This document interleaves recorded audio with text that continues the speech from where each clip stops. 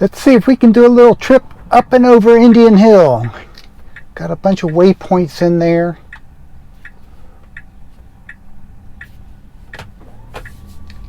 We'll see how this works out for me.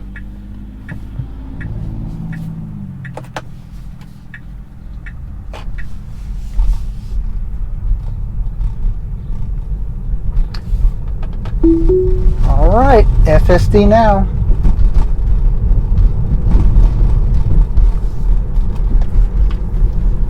Whoa. A little bit of extra swing behind that car, but that's okay. We're heading into the sunshine now. We're going to go flip around from where I had parked. Got a guy over here in his car. He's leaving. He's probably wondering, what the heck am I doing? Nicely done. Tory Sweet.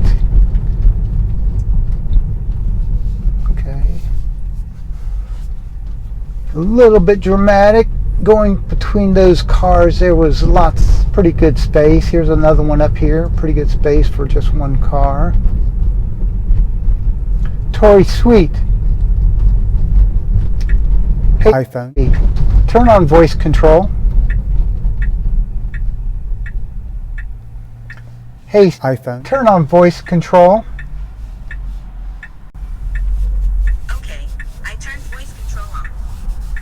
Okay, we got cars coming from the right.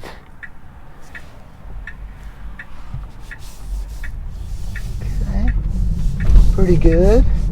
Not bad. Tory Sweet. Okay, slow down a little bit, slow down. I think we're going to turn here. Kind of approach that a little bit abruptly. While taking this beautiful ride here through Indian Hill and Cincinnati, I'd like to suggest a really cool enhancement that could be made to the scroll wheel. And I'm talking about the scroll wheel here on the right, where you set the max speed for the autopilot functions. This kind of test, we should turn left here, coming in pretty hot to this turn. Okay, that was not great, but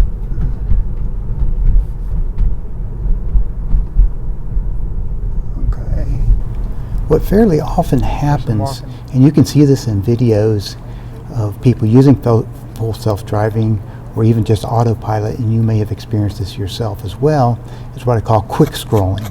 And this is where the user will quickly scroll the wheel up, or down, down, down.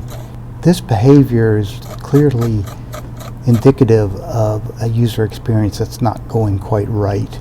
So why do people do this? I think there's two reasons. And the primary being that they want to quickly change the car's current speed. The current speed, not the max speed, but the current speed, and where the car is driving at a speed that they're not happy with. And the second reason is really just to reset the max speed, but do it in a quick manner. So I'm going to suggest a concept I'm going to call thumb speed. Okay, we're going to turn right at this light up here. It'll be interesting to see when I get version 11 if it, because what I'm hearing is that it seems to plan a little bit further. Now we can go right on red here. Okay, nicely done. Again, not quite as natural as a human. Okay, nicely done. Now we got a bicycle on the right hand side of the road here.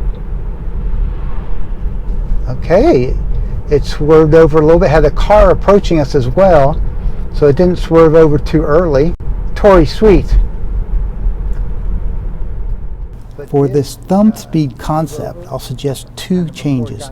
First of all, get rid of the plus or minus 5 mile per hour increment, because this really, you lose your place. You don't know how much you have adjusted it without looking at the screen. So it's very difficult to follow along with the current speed is at.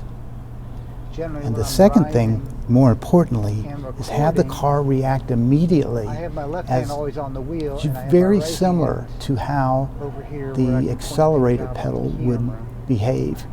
This will give the user immediate feedback and really strong control over the car's speed. This is just a concept, and I'm sure there could be issues, or Tesla would have already implemented such a thing.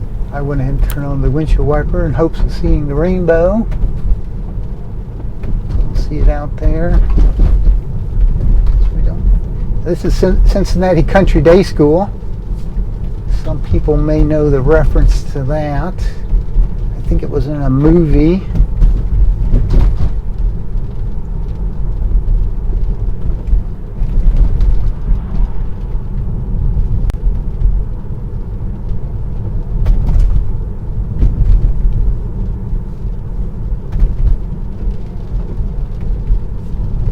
Down here we got construction equipment and another plate and some more plates. I'm just going to let her ride.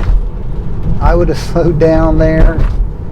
I'm not sure why it didn't. Clearly there was construction machines on the side of the road.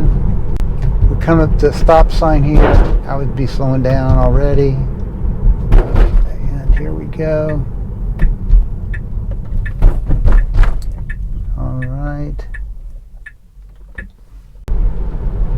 Now we're going down the east side of Indian Hill.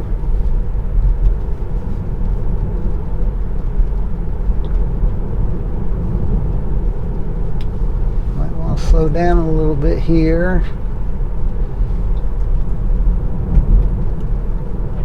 Okay, it's braking pretty hard there. Ooh, that's a hard brake. Tori, not good. That wasn't horrible, but it's certainly very uncomfortable braking that hard. Cars were coming. Okay, and now we've come to a complete stop here. We should just be turning. We didn't have a stop sign or anything.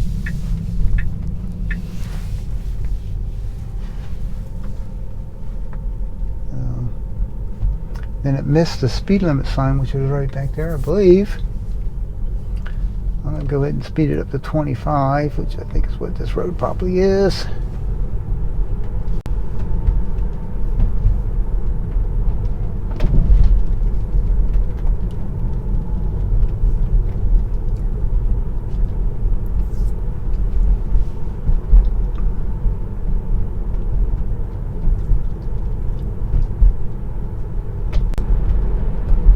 So you may be wondering why we didn't get a second brake alert when we had those cars approaching back there. The logic for that, it has to be a sustained hard brake for it to register. So it wasn't sustained long enough.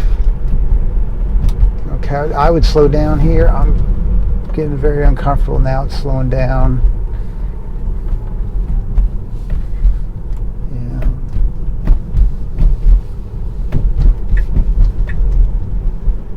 Yeah. Blinker, inadvertent blinker coming on.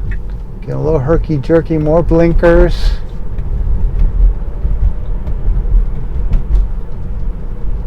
Definitely not very smooth coming through here. Tori, not good. Okay, a little bit blind here. Be good to slow down. Very steep downhill. With the rain, got a car coming. Okay, slow down, slow down. Oh, it's a little bit too fast for my liking. I let it run. It wasn't going over the speed limit. Just with the wet roads and car approaching. And now it's getting out into the middle of this little extra braking there. We'll turn right here and we'll call it a ride. almost 20-minute ride through the up and over Indian Hill. Now I will pull over here for a second.